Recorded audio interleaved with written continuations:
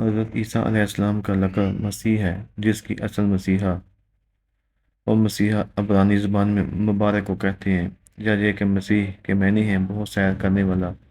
ناظرین گرامی، جب حضرت عیسیٰ علیہ السلام کی بغیر والد کے موجودانہ طور پر پیدائش ہوئی تو بنی اسرائیل نے جیسے ہی نومولود بچے کو حضرت مریم سلام اللہ کی گود میں دیکھا تو پکار اٹھے کہ مریم تو نے یوسف سے زنا کیا ہے، نہ تو تیرا باپ بولا اور نہ ہی تیری ماں۔ روایت ہے کہ تمام لوگ جمع ہوں گے اور حضرت مریم پر ہر طرح کی تہمتیں باندھنے لگے۔ خاندان والے کہنے لگے کہ مریم اور اس کے منگل یوسف کو زنا کے جرم میں سزا ملنی چاہیے۔ پھر اچانک حضرت مریم نے بچے کی طرف اشارہ کیا جو کہ اس وقت دودھ پی رہے تھے۔ وہ بول اٹھے، میں اللہ کا بندہ ہوں، اور پھر اللہ کی طرف سے نبوت اور خطاب ملنے کی خبر دی۔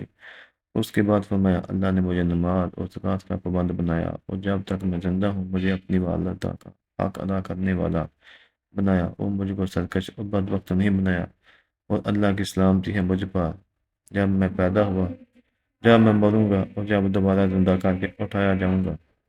یہ سننے کے بعد کچھ لوگوں کو تو یقین ہو گیا کہ بی بی مریم پاک دامن ہے اور یہ بچہ اللہ پاک کا معجزہ ہے، لیکن زیادہ تر پھر بھی حضرت مریم اور ان کے بیٹے حضرت عیسیٰ علیہ السلام کے خلاف ہی رہے۔ جب حضرت عیسیٰ علیہ السلام کی عمر مبارک 7 سال کی ہوئی تو یہودیوں نے ان کو بہت تنگ کرنا شروع کر دیا اور بیت المقدس کے حالات خراب ہونے لگے، تو حضرت مریم سلام اللہ علیہ اپنے بیٹے حضرت عیسیٰ علیہ السلام کو لے کر مصر کی طرف ہجرت کر گئی۔ پھر 13 سال مصر میں رہنے کے بعد اللہ پاک کے حکم سے دوبارہ فلسطین آئی۔ پھر اللہ پاک نے 30 سال کی عمر میں حضرت عیسیٰ علیہ السلام کو انجیل عطا فرمائی۔ اللہ پاک نے حضرت عیسیٰ علیہ السلام کو بے شمار معجزات عطا فرمائے، جن میں قابل ذکر یہ ہیں: حضرت عیسیٰ علیہ السلام بغیر والد کے پیدا ہوئے، ماں کی گود میں ہی کلام کرنا شروع کر دیا، مٹی کا پرندہ بنا کر پھونک مارتے تو اڑنے لگتا، پیدائشی نبینا کی آنکھوں پر ہاتھ پھیرتے تو اس کو نظر آنے لگتا، کوڑ اور جذام کے مریضوں کو ہاتھ لگاتے تو بالکل صحت یاب ہو جاتے، جو کچھ لوگ کھاتے یا اپنے گھروں میں رکھ کر آتے آپ علیہ السلام سب تفصیل سے بتا دیتے۔ ان سب معجزات کے باوجود بنی اسرائیل کی اکثریت نے آپ کو جھٹلایا اور صرف چند لوگ جن کے تعداد 12 بتائی جاتی ہے وہی آپ پر ایمان لائے، جن کو قرآن پاک میں غازیوں کے لقب سے پکارا ہے۔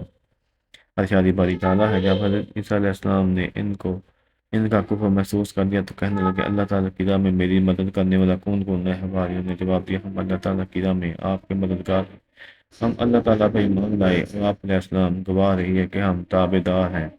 اس کے بعد تبلیغ کی غرض سے حضرت عیسیٰ علیہ السلام اپنے حواریوں کے ساتھ شام سے تشریف لے گئے۔ وہاں بھی بنی اسرائیل نے آپ کی بڑھ چڑھ کر مخالفت کی اور ہر طرح سے آپ علیہ السلام کو اذیتیں دی۔ پھر ایک دن حضرت عیسیٰ علیہ السلام کے حواریوں نے عجیب فرمائش کی، اس کو اللہ پاک نے قرآن میں اس طرح بیان کیا کہ جب حواریوں نے کہا، عیسیٰ ابن مریم، کیا آپ علیہ السلام کو پروردگار ایسا کر سکتا ہے کہ ہم پر آسمان سے توام کا کنواں نازل کرے؟ انہوں نے کہا، اگر ایمان رکھتے ہو تو اللہ سے ڈرو، اور بلے ہماری خواہش ہے کہ ہم اس میں سے کھائیں اور ہمارے دل تسلی پائیں، ہم جان لیں کہ تم نے ہم سے سچ کہا اور ہم اس پر گواہ رہے۔ حضرت عیسیٰ ابن مریم نے دعا کی، اے ہمارے پروردگار، ہم پر آسمان سے کنواں نازل ہوا کہ ہمارے لیے وہ عید قرار پائے، یعنی ہمارے اگلوں اور پچھلوں سب کے لیے وہ تیری طرف سے نشانی ہو، ہمیں رزق دے، تو بہتر رزق دینے والا ہے۔ اللہ تعالیٰ نے فرمایا، میں تم پر ضرور کنواں نازل فرماؤں گا،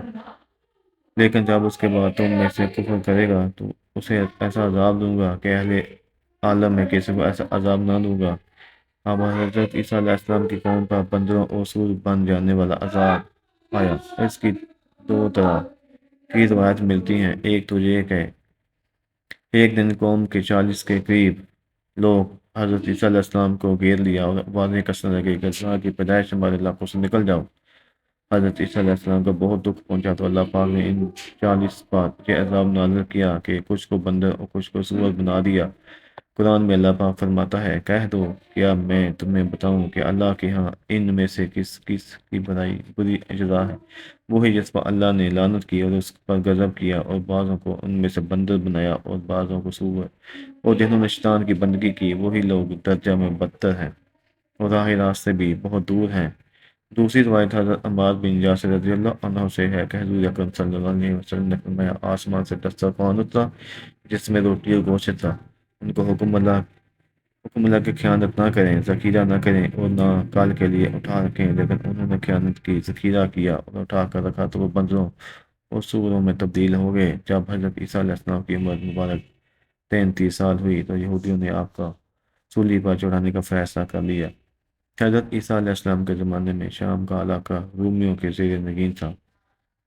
یہاں ان کی طرف سے یہ حکم قرآن مقرر تھا، وہ کافر تھا۔ یہودیوں نے حضرت عیسیٰ علیہ السلام کے خلاف اس کے کان بھر دیے، چنانچہ اس دن اس نے یہودیوں کے مطالبے پر حضرت عیسیٰ علیہ السلام کو سولی دینے کا فیصلہ کر لیا، لیکن اللہ تعالیٰ نے انہیں بے حفاظت آسمان پر اٹھا لیا۔ اللہ تعالیٰ کا ارشاد ہے، اور یہ کہنے کے سبب کہ ہم نے مریم علیہ السلام کے بیٹے عیسیٰ مسیح اللہ کو جو اللہ کے پیغمبر تھے قتل کر دیا، حالانکہ انہوں نے عیسیٰ کو قتل کیا اور نہ ہی صلیب پر چڑھایا، بلکہ ان کے لیے ان عیسیٰ کو مشابہ بنا دیا گیا۔ جو لوگ ان کے بارے میں خطاب کرتے تھے وہ ان کے حال سے شک میں پڑے ہوئے تھے اور پیروی زن کیے، سو ان کو اس کا متعلق علم نہیں، اور انہوں نے حضرت عیسیٰ علیہ السلام کو یقیناً قتل نہیں کیا، بلکہ اللہ نے ان کو اپنی طرف اٹھا لیا۔ اللہ غالب اور حکمت والا ہے۔ حضرت عیسیٰ علیہ السلام کا قیامت میں حضور پاک صلی اللہ علیہ وسلم کی امتی بن کے زمین پر نازل ہوں گے۔ حقیقت یہ ہے کہ جو لوگ حضرت عیسیٰ علیہ السلام کو گرفتار نہ کر سکے، نصاری نے اللہ تعالیٰ کے ساتھ حضرت عیسیٰ علیہ السلام اور روح القدس یعنی حضرت جبرائیل ہی کو شریک کرنے پر اکتفا نہیں کیا، بلکہ حضرت مریم علیہ السلام کو بھی خدا کا درجہ دے دیا۔ دراصل نصاری بھی یہودیوں کی طرف مختلف فرقوں میں تقسیم ہو گئے تھے۔ اس وقت ان میں 3 فرقے تھے: ایک کستوریا جو عیسیٰ علیہ السلام کو خدا کا بیٹا کہتے تھے، دوسرا یعقوبیہ جو عیسیٰ علیہ السلام کو خدا کے ساتھ مطلق مانتے تھے، تیسرا فرقانیہ جو حضرت عیسیٰ علیہ السلام کو 3 خداؤں میں سے ایک مانتے تھے۔ نزول قرآن کے وقت بھی نصاری فرقوں میں تقسیم تھے۔ ان کا عقیدہ 3 الگ الگ اصولوں پر مبنی تھا۔ ایک فرقہ کہتا تھا مسیح عین خدا ہے اور خدا ہی بے شکل مسیح دنیا میں اترا۔ دوسرے فرقے کا کہنا تھا مسیح ابن اللہ ہے، اور تیسرا فرقہ دعویٰ کرتا ہے وحدت کرا 3 میں پوشیدہ ہے، یعنی باپ، بیٹا اور مریم۔ اس جماعت میں بھی 2 گروہ تھے۔ دوسرا گروہ حضرت مریم علیہ السلام کی جگہ روح القدس کو شامل کرتا ہے، غرض وہ حضرت عیسیٰ مسیح کو ثالثہ تسلیم کرتے تھے۔ اللہ تعالیٰ نے اپنی کتاب میں فرمایا، اہل کتاب اپنے دین میں حد سے نہ بڑھو، اللہ کے بارے میں حق کے سوا کچھ نہ کہو۔ مسیح مریم کے بیٹے اللہ کے رسول اور ان کا کلمہ تھے، اور 3 خدا کہنے سے باز آ جاؤ، یہی تمہارے لیے بہتر ہے۔ اللہ ہی معبود واحد ہے اور اس سے پاک ہے کہ اس کی اولاد ہو۔ جو کچھ زمین و آسمان میں سب ہے سب اسی کا ہے، اللہ کا ساز ہے۔ یقیناً وہ لوگ کافر ہو گئے جنہوں نے کہا مسیح ابن مریم ہی اللہ ہے۔ آپ صلی اللہ علیہ وسلم کہہ دیجئے کہ اللہ تعالیٰ مسیح، ان کی والدہ اور روح زمین کے سب لوگوں کو ہلاک کرنا چاہے تو کون ہے جو اللہ تعالیٰ پر کچھ اختیار رکھتا ہو؟ سورہ مریم اللہ تعالیٰ ایسا کہنے والوں کو عذاب الہی یاد کرواتے ہیں۔ ارشاد باری تعالیٰ ہے، وہ کہتے ہیں کہ اللہ بیٹا رکھتا ہے، تم بہت بری بات زبان پر لاتے ہو۔ قریب ہے کہ اس سے آسمان پھٹ جائے اور زمین شک ہو جائے اور پہاڑ ریزہ ریزہ ہو جائیں، اور کہ وہ اللہ